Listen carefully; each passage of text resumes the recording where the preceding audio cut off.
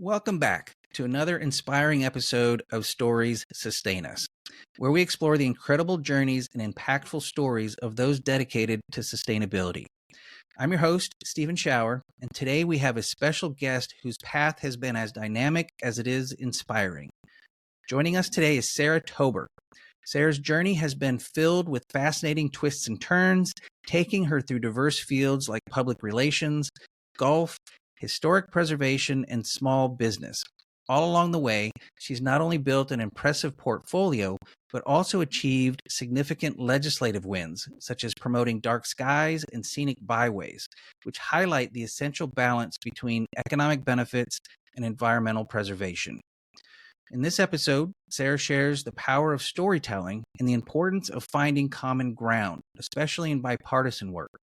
Her experiences emphasize starting small and building on those successes to achieve larger goals.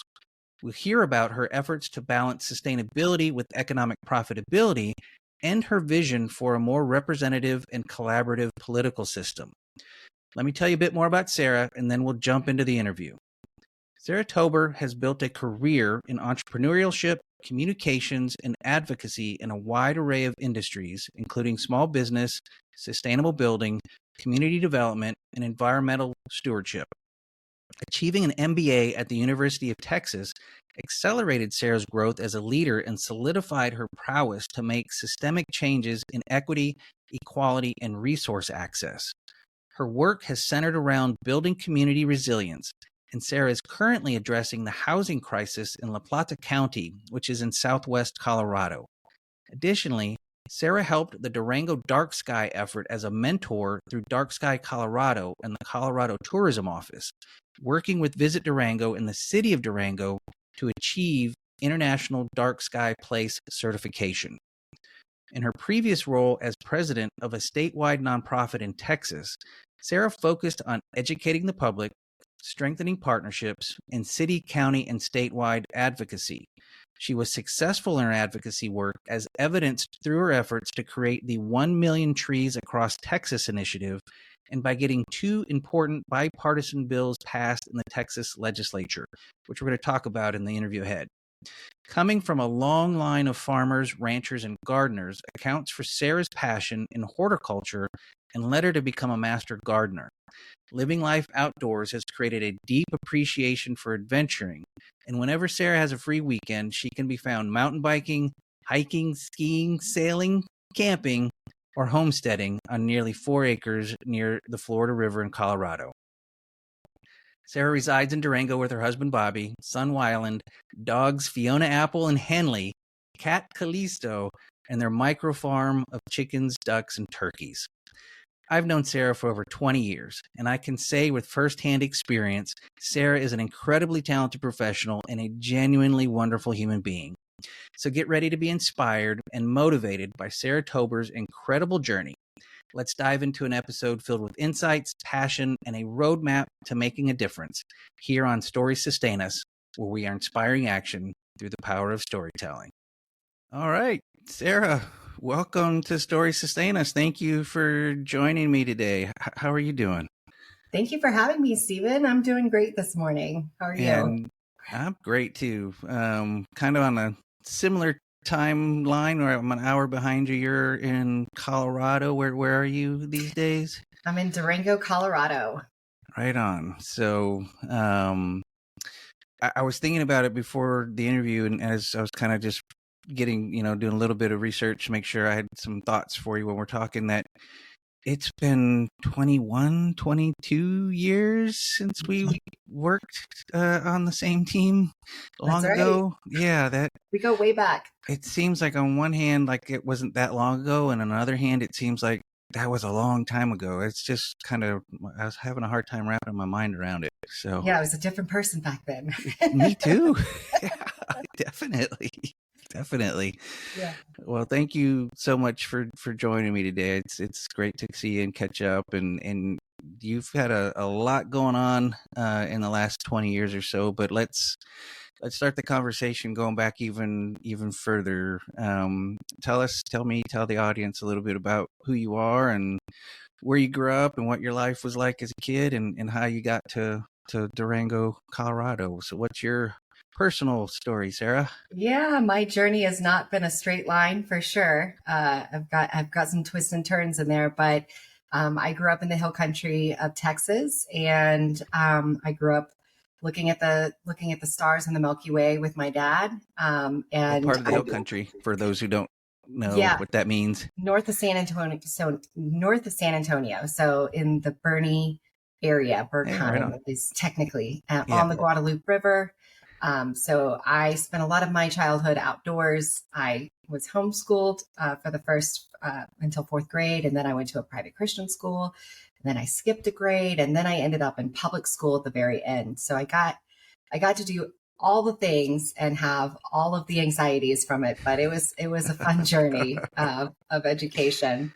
And then I went to college in San Antonio, UTSA, Yeah. and I met my husband there, and um, he really helped me to learn about sustainability because he was an architect major. Mm. And so I got to learn about design sustainability through him, books like Cradle to Cradle and concepts like that. And so, our first house had some of that sustainability intertwined with it. We did, bamboo wood floors, and we poured concrete countertops with recycled glass aggregate and things like that. So my journey in sustainability really started with him and in college. Right on. So So going back into your siblings, what was, you say, the kind of outdoors life growing up in the hill country? And for those who don't know, the Guadalupe River, in the hill country, it's a beautiful area of Texas. It really is a lovely place from my perspective. But yeah, yeah, it so was. what was growing up like? Yeah, I mean, the world was small, and it was small, and like Casey Musgrave said, it was flat, but Yeah. it was beautiful. And I grew up with two sisters, and we had similar experiences as well. And yeah, and it's funny, we all ended up having boys too. Growing up with the two sisters, we didn't know what we were getting into with children, but yeah, we I was very religious. I grew up very religious, Yeah. very conservative Christian, and again in college just started kind of opening my mind to the world not being so flat, and to Yeah. there being all kinds of folks in it, and just understanding the need to do what I can to make an impact, so that the generations after us can enjoy this world too. Yeah. Right on. Right on. So, So you're in college. What are you studying? What's your what kind of journey like there educationally? Yeah, I mean, it's kind of what led me to working with you. I majored in public relations and I minored in business. And after college, I went on to, um, I had a stint in golf, of all things, for a year. And then I ended up, What does that mean? You were playing golf, or I wasn't, I was or you not. were kind of like doing PR for golf? What does that mean? You had a stint in golf? Yeah, I was working with the Valero Texas Open, and then Oh, I right was on. working Yeah. with like the First Tee in San Antonio, and Yeah. that program, and then all of the amateur golf tournaments. So yeah, I was working for a golf organization, a nonprofit that was focused on all of that. Yeah. So I did First that. Tee is like a youth program, It if I remember is. correctly. Yeah. That's Yeah. right. Yeah. Yeah. And somewhere in there, I joined the if I can remember it, the state Canyon State Natural Area. Is that or Government Canyon Government State Canyon. Natural Area? Yeah. Yeah. Yeah, It's a I big joined state their. park outside of San Antonio. Yes, yeah. And so I was on their friends group, and helping them to do PR. And then I ended up at KGB Texas, where I met you, where I worked with you for a couple of years. And I stayed in PR for a couple of more years after that. And then I needed more. And so I ended up at the Texas Historical Commission, of all places. Yeah. But I got to work in some of the tour guides that were created, some of the tourism guides. And my most interesting project there was the African American History in Texas project, where I took on a tourism guide that was just, it was not complete enough. It needed more breadth than just the paper document. We needed space to tell all the stories. So we actually did a website too, an interactive website. And I wasn't the most ideal person to lead that project, but I made sure to include a number of folks that did represent African Americans in Texas, Black Texans, of all types, and make sure that their voices were heard. And so then after this is up in Austin. You moved from San Antonio to Austin at that point. That's when you got to the Texas Historical Commission. Yeah, that's right. And I ended up in Austin for 15 years. The majority of my adulthood has been spent there. Yeah. And I went on to work. I ended up having my own neighborhood grocery store, Sarah's Texas Pantry. I didn't know that. I knew everything about this story up until this point. So what? You got a grocery store? Yeah.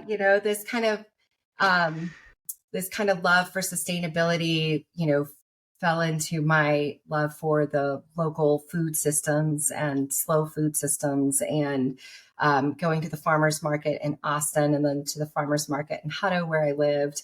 And we had a 1920s arts and crafts style house that we were restoring downtown Hutto. And I had, been visiting all over the state for the Historic Commission and seen all these cute little small grocery stores all over in Main Street, America, if you will. Yeah. So I wanted to have the same, because we didn't have a grocery store there. And I wanted to have all Texas sourced products. Yeah. And so I had, almost 1,200 square feet downtown. And I had everything sourced from Texas, everything from the dog and cat food to the bread, the cheese, the meats, the salsas, the vegetables. I mean, you name it. It was from local farmers, food producers, ranchers. Right on. So it was an amazing part of the journey. It was around 2010. So the effects of the recession were still being felt. So yeah. I was a little bit naive and optimistic, maybe, but entrepreneurs have to be that, at least the optimistic part. They do. Yeah, exactly. So after a couple of years, I ended up having to shutter it, sold off parts of it, but and then we ended up moving into Austin proper. And through that part, I learned so much, running my own store and being a part of that local food ecosystem. And it was an incredible experience. But moving into Austin was its own fun experience too. I got to relive another part of my youth, especially before having a kid. And just at the same time, I worked for a student housing developer for a little stint. And then I went on to work for small business as in advocacy at the Capitol. So I spent a decade in advocacy at the state Capitol. I was not a lobbyist. I was never a quote unquote lobbyist. Yeah, never registered as that. Yeah. Exactly. But I did a lot of grassroots advocacy. So communications, education, outreach. And so for a few years, I spent it for small business, which I obviously had that experience of. And then I got my MBA from UT, and very, very proud Longhorn now. Yeah, hook 'em. Got my master's from UT also. That's right. That's right. And then I went on because I wanted to be in leadership. I knew I wanted to be in leadership, and I knew I didn't need my MBA to be in leadership. But I wanted to be the best version of a leader I could be. And I felt like that was a part of it. Yeah. So after I graduated in 2018, that's when I had my son Wylan too. And more life-changing events. And then I went to work as an executive director for a statewide nonprofit that was focused on the visual environment. And they primarily focused on minimizing, mitigating billboards, and especially digital billboards. But I kind of expanded that to preservation of dark skies, and some work in that area. And that's when I really got hooked on Dark Sky International and the work that is being done throughout the country and throughout the world to mitigate light pollution so that children can see the stars at night and can see and experience the Milky Way and all of its vast, reverence. So you had a couple of good legislative wins during that period, if I recall correctly. Yeah. What were those? What were those wins that you got at the Capitol? Yeah, I'm still very proud of that work. It was Senate Bill 941, and that was in the regular session of 2021. And so that was carried by Senator Don Buckingham at the time, who went on to become a land commissioner. And that Senate Bill 941 allowed for us to join the National Scenic Byway Program, which we were the last state to join the National Scenic Byway Program, even though Lady Bird Johnson was the one who started the Scenic Byway Program. Texas is slow on some things sometimes. Yeah, that billboard lobby is not to be messed with, I will tell you. I still think I must have caught them sleeping at the wheel. I'm not sure what happened, but we got that passed, and we had already had 30 stretches of highway that were protected, but we didn't call them scenic byways because of the billboard industry, fighting against having that program in the state. Because once you have that established, then people start learning about the beauty that can be had along the roads, along those highways, and then they want to protect it or preserve it, or even maybe plant trees and gardens, which is all of Lady Bird. Wildflowers like Lady Bird wanted. Exactly. Like her vision was. And it made sense, her and Lyndon were driving back and forth from DC to Texas. So they were taking those road trips and seeing firsthand the blight of billboards, but also the potential beauty when highways are planted and utilized for natural landscapes. So we had that win, and now there's a scenic byway. It's so exciting to go on to TxDOT's website and see that there's a scenic byway program, and that these stretches of road are being protected, and that communities are getting involved and creating, there's the tourism aspect of it too, and creating like tourism maps and interactive maps in their communities around scenic byways. And that was the big, that was my big proponent of it, is the economic development aspect of the scenic byway program. And it does bring funding to your state. It brings funding to these communities. It allows for tourism to be right there alongside preservation and sustainable design. So that was one bill. And then the other bill I got through was Senate Bill 1090, also carried by Senator Dawn Buckingham. And, she went on to be the land commissioner of the state of Texas. So it does go hand in hand, the work that we did in that session together. And Senate Bill 1090 it allows communities to pursue dark sky certification.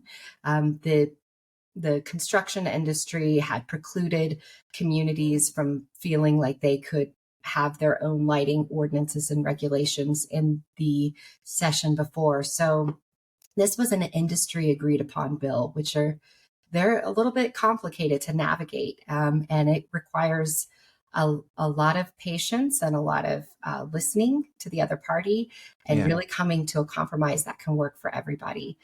Because I was working with, Dark Sky Texas. I was working with Dark Sky International. I was working with the construction industry and lobby. And then I was working with my own organization and my own lobbyist, also working with the legislature. And then communities all throughout the state. So I was having to hear what each community was experiencing with this, and their concerns about possible litigation around if they did try to pursue a dark sky certification. Yeah. And I'm really proud of the work that we did there too, because sometimes you get in sustainability and in preservation, you get folks who are really, really into it, and they can't see the forest through the trees, right? Sure.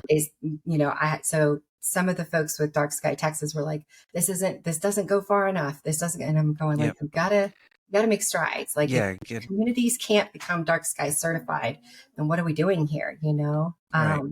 So I'm glad we did, because Bee Caves got an international award this last year for their dark sky preservation and ordinances. So and that's a little community outside of Austin. For those who aren't familiar with what Bee Caves is, it's a small suburban, almost rural, but suburban community outside of Austin. Yeah. So it was once I got through that session and those bills, we were still at the second phase of COVID. So I'm having to get COVID tests every time I go into the Capitol. And, it was a whole other layer of adversity, if you will. Difficulty, sure. And I had a lot of issues with the board of my nonprofit that I was working with. They were doing things that were not legal, and they were not listening to me. And so, I ended up, despite all of that, getting 2 bills through that I am very proud of to this date, and that will have a ripple effect on generations to come. And,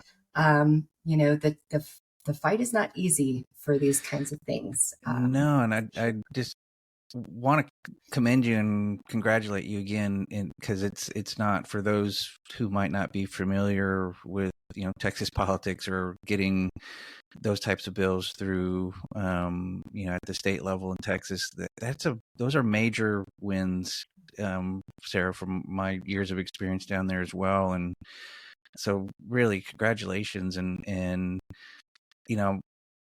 we were looking at, I was working for a river organization at the time, and there was a scenic rivers program, national program. We didn't even need to get legislation passed in Texas. It was already this federal program. We just, had to decide, was there, stretches of the river that we wanted to include or seek inclusion into this national scenic rivers program. And after investigating it and pushing for it, we had to back off of that, because to become part of this federal scenic rivers program, it involved getting the National Parks Service involved and some other federal organizations involved, and just the pushback of, well, we don't want federal regulatory agencies over seeing it. And it wasn't really anything like that, but just the stigma in some of those discussions down there, and the difficulties to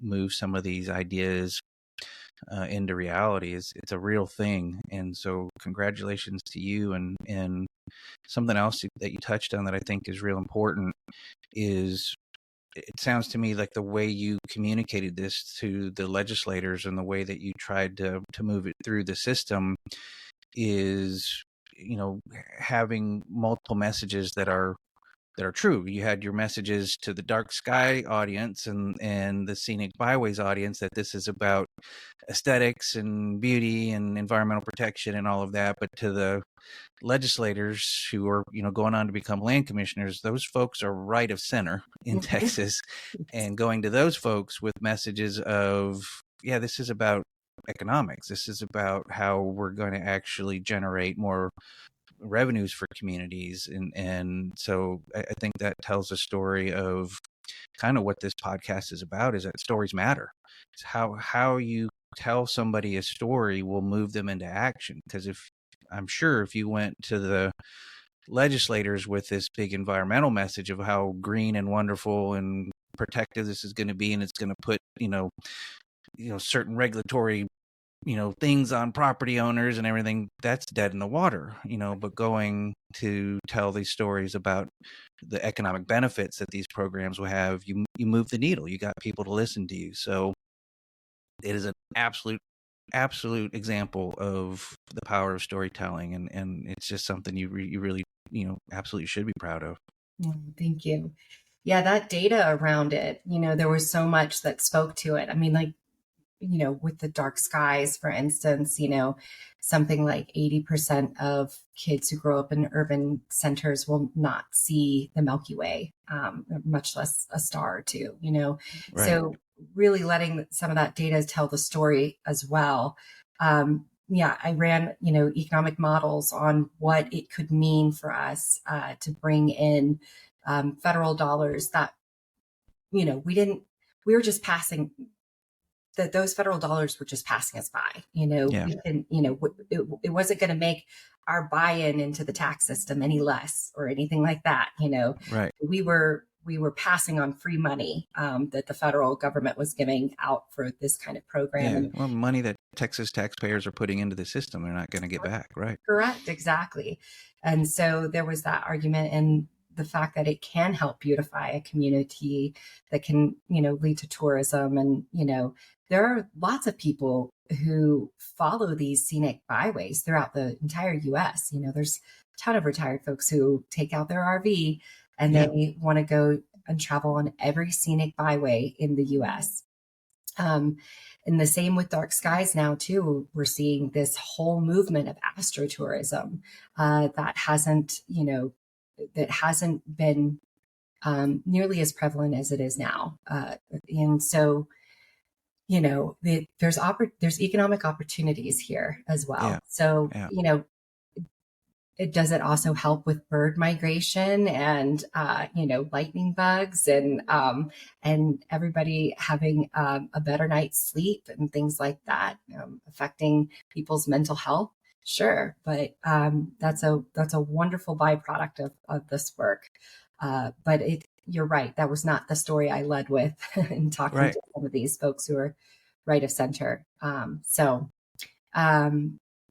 and I think it's really indicative of how much we really do have in common. And I think, Bingo. we talk Yeah. a lot about polarization in politics these days, and how, the left and the right are just at odds with each other, but we really do share more space together than we don't. And I think I really felt like these bills were a part of that too, demonstrating that we can be bipartisan, we can find common grounds again. So that was part of what motivated me at the time too, finding that space. And in my work today too, I'm very bipartisan in the work that I do. And I kind of love that space. I some of the most iconic political figures have been in the middle. They have found ways to pull everybody together. The messy middle is where the real work gets done. It's where the easy real to work. be on the far right or far left on your soapbox. Yes. Kind of screaming your message. But it's, to me, the real work gets done in the middle by people who are open to listen to the other side, open to share a message from the perspective of the other side that still is being truthful and connecting to your position, but speaking the language that the other side might be willing to listen to as well. So listening to the other side and speaking their language is that messy middle where the work gets done. And your point too about not everybody's going to get everything they want. Right. You had folks, I think, from your story that wanted more, and that's great, but you got to start somewhere, as you said, and it starts with these hard conversations and getting people to open the door a little bit to the idea, and then in the future maybe that door can continue to open further, but you got to start somewhere. Yeah, I agree. Another integration of my story and telling my story in this work specifically is that I was able to get a resolution passed in the county I grew up in Kendall County. Yeah, very conservative county. Very, very conservative county, very conservative. And we passed a resolution recognizing the significance of the dark sky and the preservation of it. And the commissioner who spoke on it, he had beautiful, eloquent words about it, very conservative, but, demonstrating the need of preserving our dark skies so that generations to come can still observe those stars. I got that resolution passed as part of work in partnership with the Hill Country Alliance, who was really helping to lead this effort of dark skies, especially in the Hill Country. And so it was one of those opportunities that I jumped on because they only needed one or two more counties to complete all of the counties that had passed resolutions. And so getting the resolution passed in my home county with my then 1-year-old son on my lap in the middle of COVID again. And the place where I got to fall in love with the stars, really. I mean, that was the space that my dad taught me about constellations. And, we both shared our love for Star Trek and things like that together. And then looking at the stars and just imagining if, what it would be like to explore, to be an astronaut or that kind of thing. And my father, he had passed away when my son Wylan was born. So it was, but it, of course it was sad and tragic, but it was also this beautiful moment that I got to have there in Kendall County, where it all came together. My personal story, along with my work, along with the story of Texans being able to see those stars are supposed to be bigger and brighter in Texas. Sometimes our work can intersect with our personal life in a really harmonious moment. A really beautiful way. Thank you for sharing that. That really was, that's a lovely story. I'm sorry for the loss of your father, but how you weave that hardship and grief into this beautiful moment, years later, that's really touching to me. So thank you for sharing that. And, I find that a lot of my work, is most motivated by family and by people who have touched my lives in a manner that I want to do something that impacts them or remembers, their contribution to this world. So it has further inspired me, even here in Colorado, to continue dark sky work. And I've been able to, I was able to help the Dark Sky International chapter here to become a 501c3 these last couple of years. So it's now Dark Sky Colorado, and it is the only statewide nonprofit that's really focused on preserving and protecting our dark skies. And we were able to do some really cool legislation up here a couple of years ago that started a mentorship program in collaboration with the Colorado Tourism Office. And this mentorship program allows Dark Sky Colorado to provide technical assistance to communities, parks, reserves, so that we have more dark sky places in the pipeline to become international dark sky places. Right on. So again, working with the legislature up here, working with Colorado Tourism Office. Now I'm working with the state parks and wildlife here, as well as we endeavor to provide them some very specific technical assistance. And we have more dark sky places in the pipeline than anywhere else. So we have almost 30, I believe, in the pipeline, in addition to the almost 20 that we have already certified. So it's a very exciting time here in Colorado to be protecting our stars. And we're going to be really focused on trying to pen down some money for these communities and parks who need to retrofit their lighting. So as they're starting to take more aiming down lighting. Yes, exactly. As they're taking lighting inventories and they're doing dark sky measurements, they're realizing how they can impact that light pollution that that their communities may be putting off currently, Sure. and to help businesses too. I mean, we are not wanting to regulate everybody into dark sky compliance necessarily. We're wanting to help, and Sure. There's just better ways of doing things. yeah, Right. exactly. And it is more energy efficient and it is safer at night. Right. Actually, when you're not blinding somebody, there's this misperception of lighting being more safe at night. And in fact, you're more likely to get jumped by a burglar, if you will, because you can't see because the lights are too bright, and they're prepared for that, and you're not. Yeah. The natural acclimation of our eyes to the dark sky is healthy on so many levels, and so and it's safer. And so yeah, we're doing our best to kind of get the word out and to help support these areas that want to protect their dark skies. As you know, Colorado is growing. It is, we're supposed to have another million people here in the next couple of years. And so as it grows and as there's more development, we want to make sure that we're developing in a sustainable manner. And lighting is a big part of that as Absolutely. well. So when did you transition to Colorado and left Austin, and I think you went from Austin to Durango, if I'm That's correct. So when did that transition happen, that you then started doing all this great work with dark skies in Colorado, and then moving on to what you're doing these days, also in addition to all that dark skies work? Yeah. So in 2021, after those two bills passed, I said, it's never going to get any better in advocacy in Texas. Time to hang up my hat now. Yeah, walk out while I'm on top. Yep. Yeah, exactly. So we actually took some time trying to figure out what our next steps were. We put our house up for rent, and we bought a travel trailer, and we were working from our travel trailer all around the state of Texas, and then staying at various parks, and then going to national parks with our son and our pug and our cat. We're all loaded in there, experiencing nature and the outdoors in a whole new way.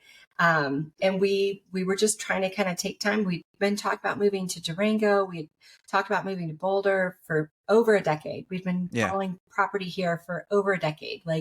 And we saw that the window was kind of closing, that people were starting to make moves after COVID, finally pursuing those dreams that they had put on hold for so long. Right.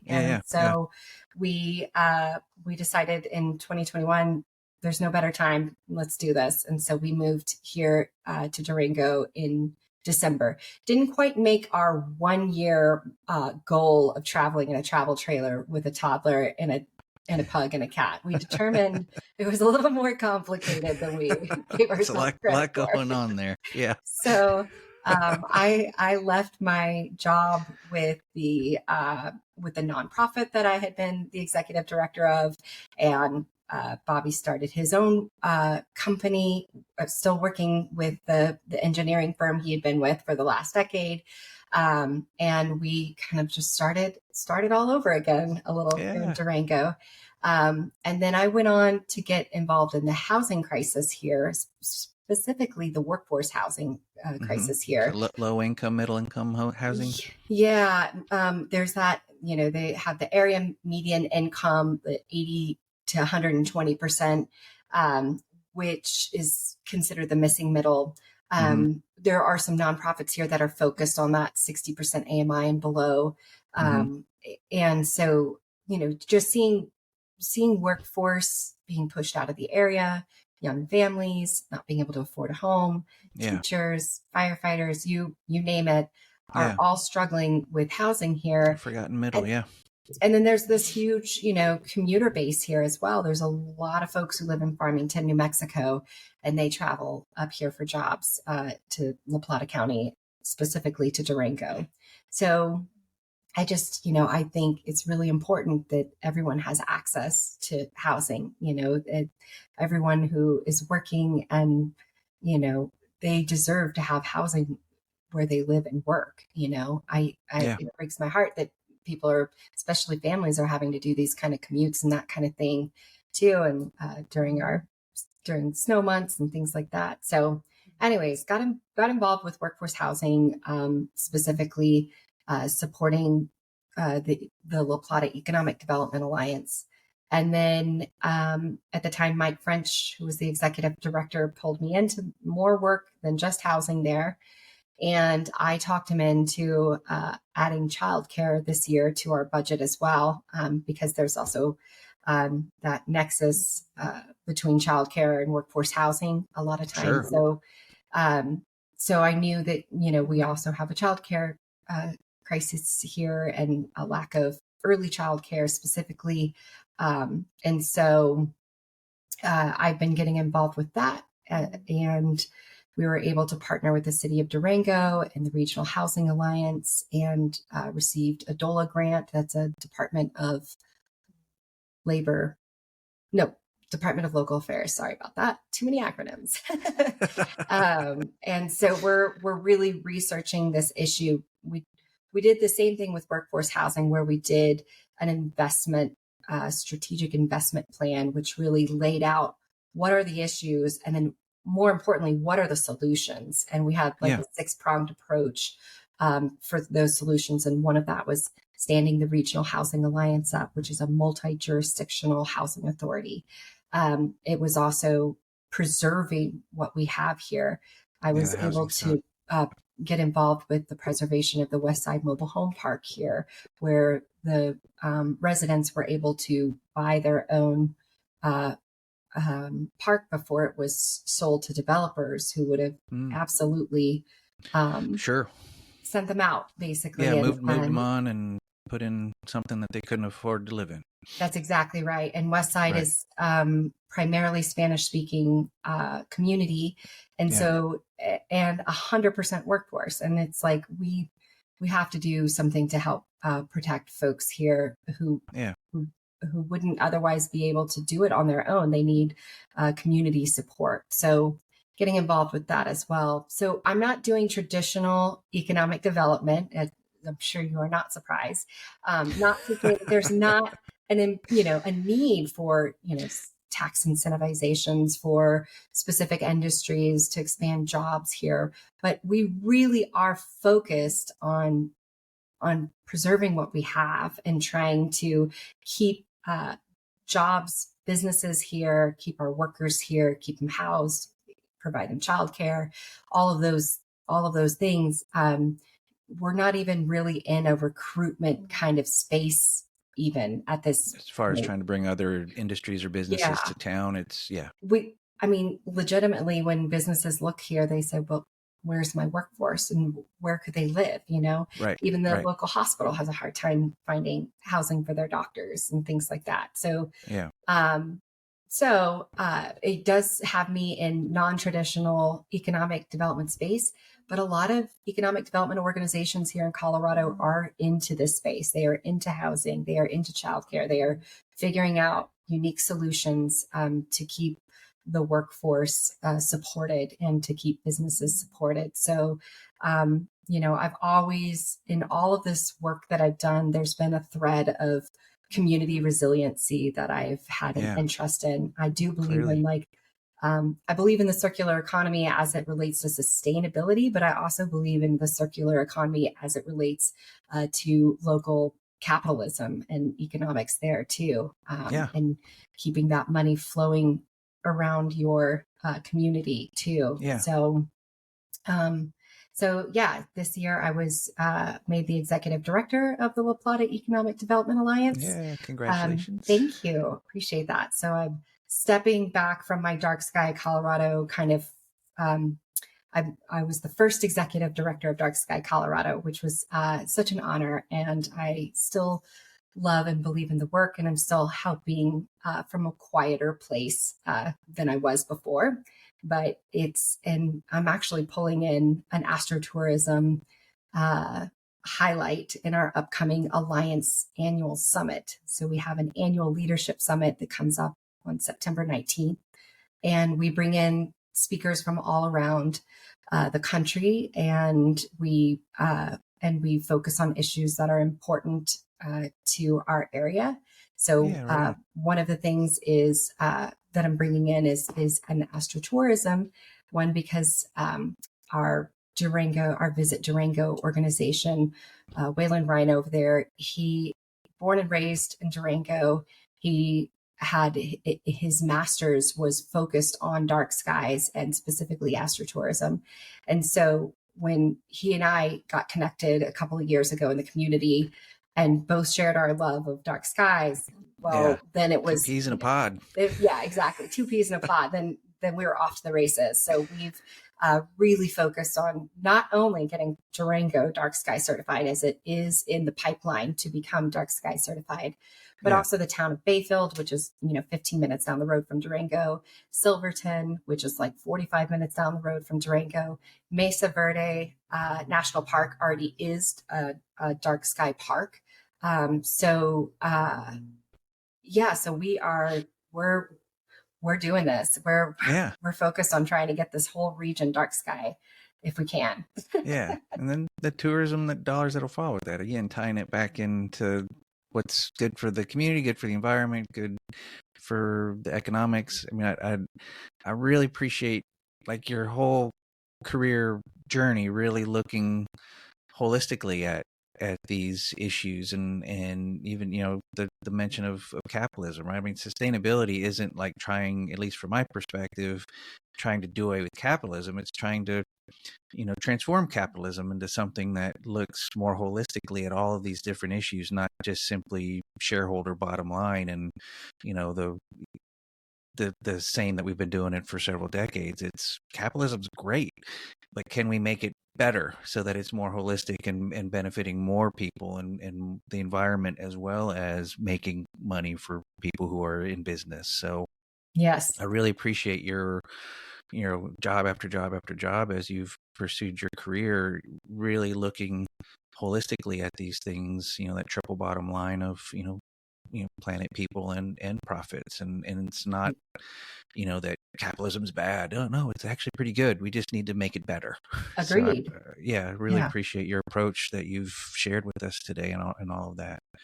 Yeah, we can make it work better for us. I know we can. I have my socialist Democrat friends are like, what are you talking about? But I'm like, you got to understand, capitalism isn't all bad. And when you study it, there are some government regulations in place to ensure that the market is balanced. It's not supposed to be a free for all. It's not supposed to be supportive of only monopolies, and that kind of thing. Right. So, and it's funny, in grad school, I kept asking professors, can we talk about B Corps? Can we learn about that? Yeah. And nobody wanted to talk about it. Nobody wanted to talk about it. They were like, no, we don't really know. And I'm yeah. And here in Colorado, I see a number of B Corps. Yeah, right on. Good. Can we tell everybody what a B Corp is? Just so that people might not be familiar with that. What does that mean? Yeah, I talked about it a couple episodes ago, or maybe last episode actually, with our sustainable finance guest. But just as a reminder for folks, what is that?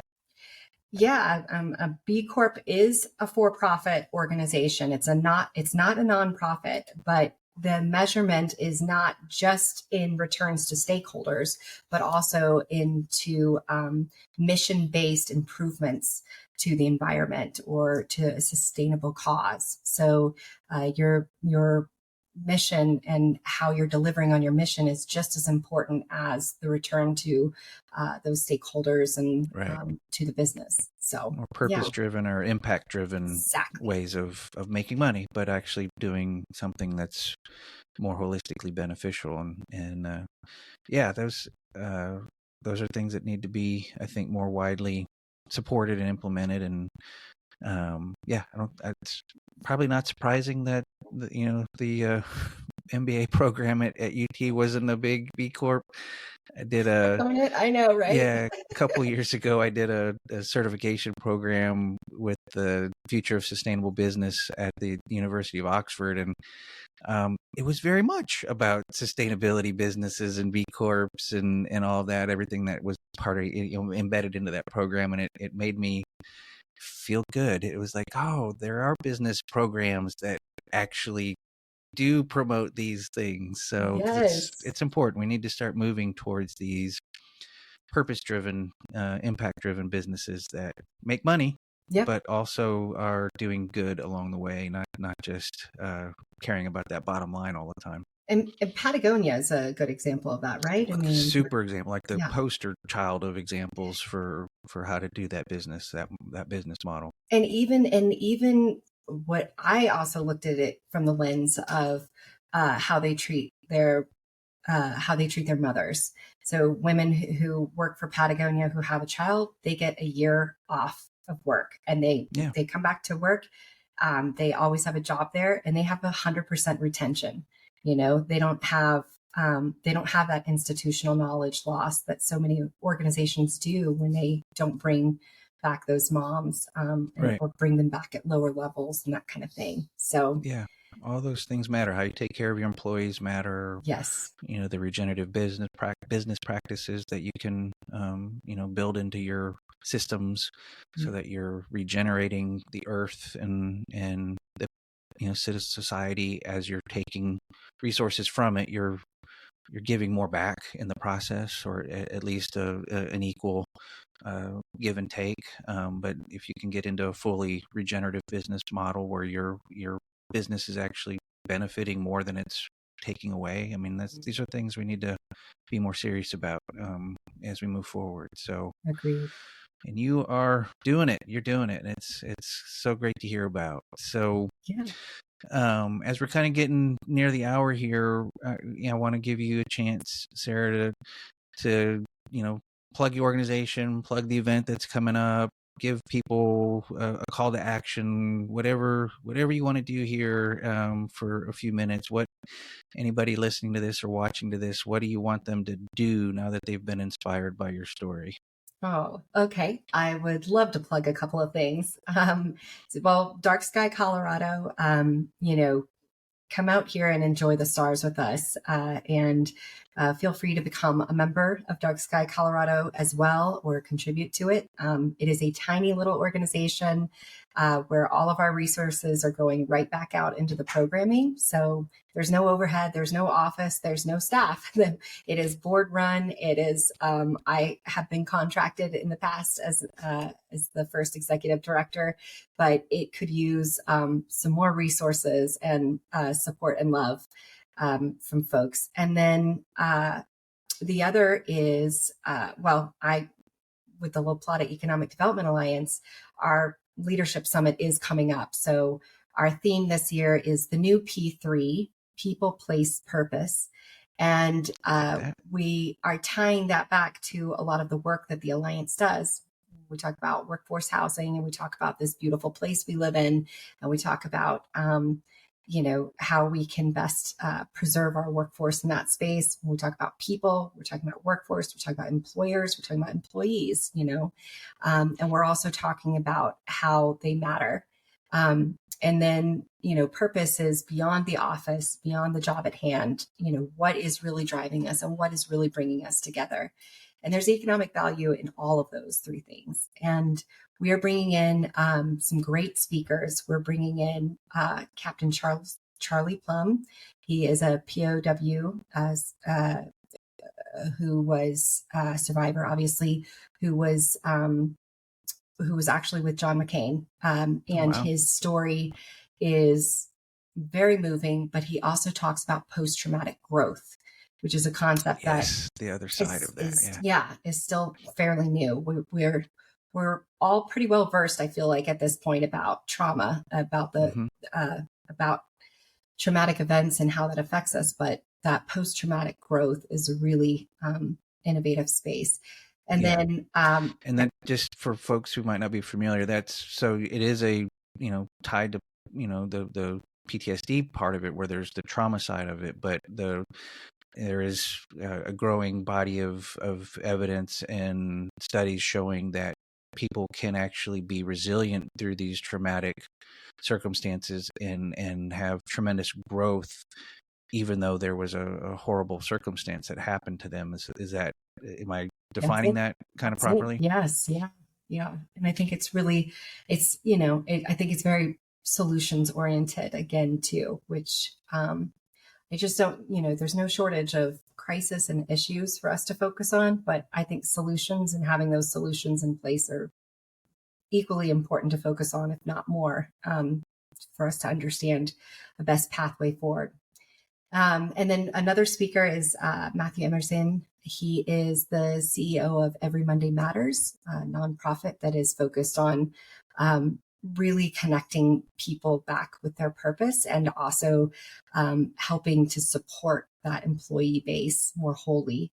And then another speaker that we're having is Lucia Nell, and she is the VP at Upworthy, and she's co-authoring a book that is all about like the greatest stories from humanity that will be coming out in September. So yeah, cool. It's a La Plata County, we're pretty small down here, but in the Four Corners, this is one of the biggest leadership business events. We had about almost 500 attendees last year, so we anticipate around the same again.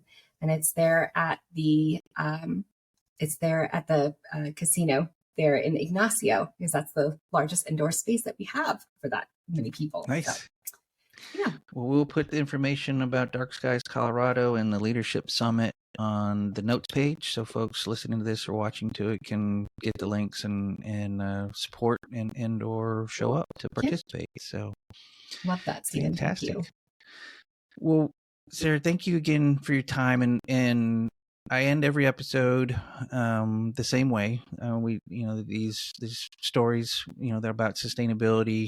As you just mentioned, there's no shortage of trauma and difficult things to talk about, and these subject matters are hard sometimes, when we're talking about, homeless issues or being able to support childcare. These are, difficult choices that people have to make and face in life, and they're not always easy to listen to or work in these spaces. So there's a lot of hard days when you're in these spaces and talking about these things, these hard things on a regular basis. So I try to end every episode not only with the call to action that you just did, but then leaving everybody with a little bit of hope, and hope, as it's kind of like clinically defined, is this idea that you can envision a better future, but you also have the personal agency to take steps to make that personal vision become a reality. So that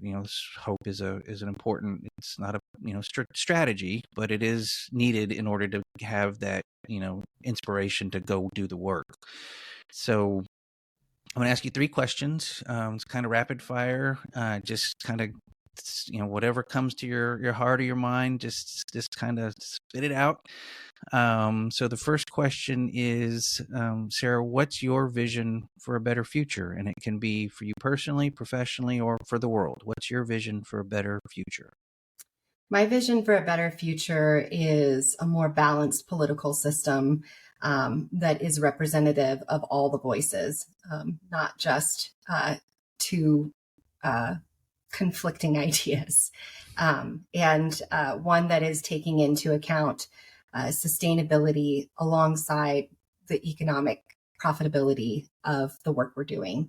And of course, I want dark skies at night for all of us to enjoy those stars and right on. To look up. So I think the whole interview's kind of led to this answer, but just why do you want there to be more balanced in our political discussions and more dark skies? Why? For my son, Wyland, I'm at a point in my life where most of what I'm doing every day, it is with the purpose of giving him opportunities that maybe I didn't have, to ensure that he has a better planet than what I had, than what I experienced, and he being representative of all of the children of this next generation and the generations to come. So yeah, that's my big motivator. That's my big driver every day. That's awesome. So last question. Imagine the future that you've envisioned, this future where politics aren't so polarizing. We're actually communicating and sharing these complex ideas and looking, for solutions together as opposed to yelling at each other, and dark skies are everywhere. People can enjoy the amazing beauty of the Milky Way at night. how does that make you feel that that future is now a reality? Yeah, I mean, you painted a beautiful picture for me. So, I wouldn't ever rest on my laurels and think that all the work is done. And there's always room to do more and better, just like we talked about with capitalism. But I would certainly rest a little easier and maybe not have 2 and 3 jobs at a time. Just enjoy one at a time, maybe would be lovely. I feel like you could take a little bit of a break. Exactly. And they call that here, by the way, they call that the Durango Tango. Everybody has multiple jobs. So, Nice. Yeah. Well, wonderful. Sarah, thank you so much for joining me today and sharing your story, your background, your career path. It's, I'm grateful to know you. I know we've kind of haven't, seen much of each other in the last couple of decades, but it was a pleasure working with you so long ago. And it's been just a joy to see you continue to just grow and do all these amazing things that you've been doing in your career path. And I couldn't be happier for you and your family. And I'm going to do my little parts of the puzzle. I'll do as best as I can to put those pieces in place to help your vision for a better future come to pass. So thank you for being part of this show. It really means a lot to me. Thank you, Stephen. It means so much to be able to share this time with you. And I'm so proud of this series that you're creating here. I'm so excited for it. So thank you. All right. Well, we'll stay in touch. Take care. Take care. All right. Bye. All right. Bye-bye. And that brings us to the end of another insightful episode of Stories Sustain Us. A huge thank you to my incredible guest, Sarah Tober, for sharing her inspiring journey and valuable insights with us today.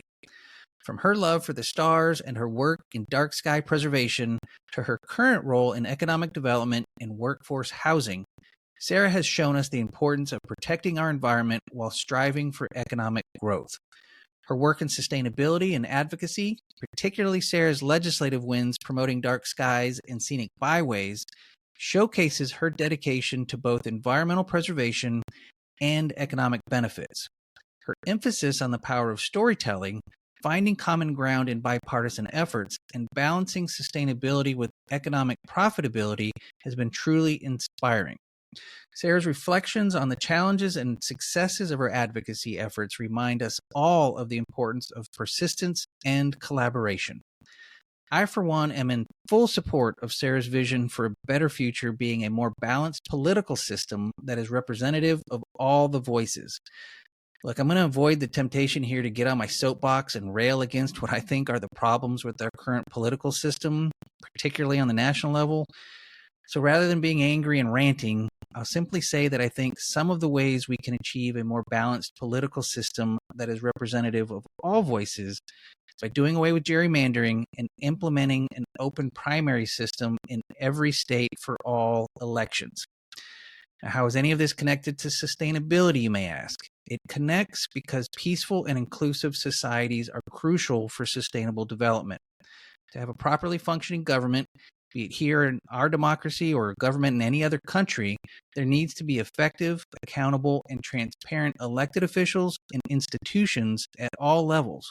And we need to ensure responsive, inclusive, participatory, and representative decision-making at all levels.